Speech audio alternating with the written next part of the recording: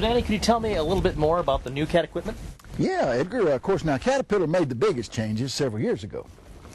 The majority of the iron in this machine is the same as the previous model. That's great news for us. With so much proven technology, you're looking at some of the most reliable products ever introduced by Caterpillar. You mentioned that the engines in the 175 to 750 horsepower range really hadn't changed that much. That's right, that's right. They were retuned to reduce particulate matter.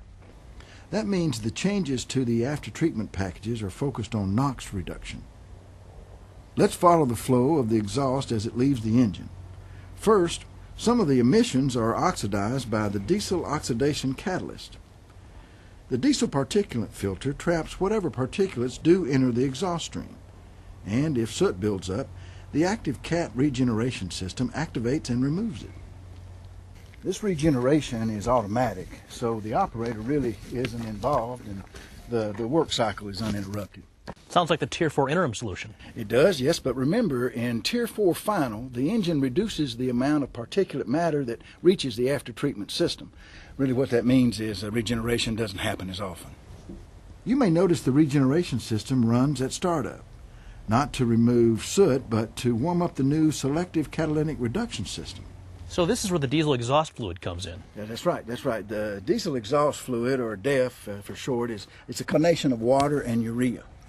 And it's used on all equipment with engines between 175 and 750 horsepower. Engines outside this power range may use a different technology. DEF is injected into the exhaust stream. The water evaporates and the urea turns into ammonia. The ammonia mixes with the NOx and enters the selective catalytic reduction system.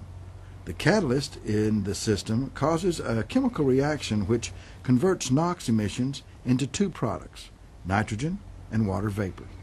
So there's some new technology to keep track of. Yes, yes it is. But here's the good news, Edgar.